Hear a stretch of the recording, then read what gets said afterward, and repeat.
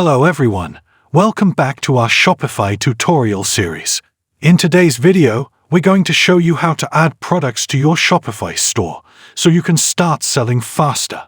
I'm already logged into my Shopify store, and I'll walk you through the process step by step. Step 1. Go to the product page. First, go to the left-hand side of your Shopify dashboard and click on Products. Step 2. Add product. Then, select Add Product. Here, you can manually input all the necessary information, including the title, description, media, pricing, and more. Let's go ahead and do that. For our example, we'll add a product named God of Death Bomber Jacket.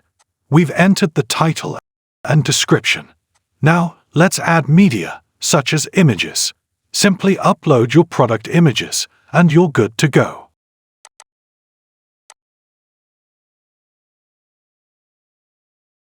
Step 3. Add pricing. Next, add the pricing information. We'll set the price of $40 with an original price of $50. The cost per item is approximately $20, but you can adjust this as needed. And product weight.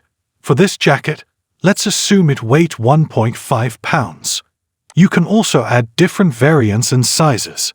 Let's add sizes: small, large, XL, and double XL.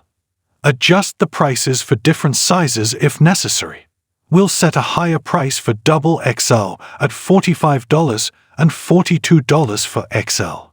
We have 25 pieces of each size. You can add product types, vendors, and even place it in a collection. Once you're done, simply click Save, and your product will be added. As you can see, we now have different variants for our jacket. That's it. You now know how to manually add products to your Shopify store and import them. Whether you're selling your own products or dropshipping, Shopify offers flexible options to manage your inventory. If you found this tutorial helpful, please give it a thumbs up.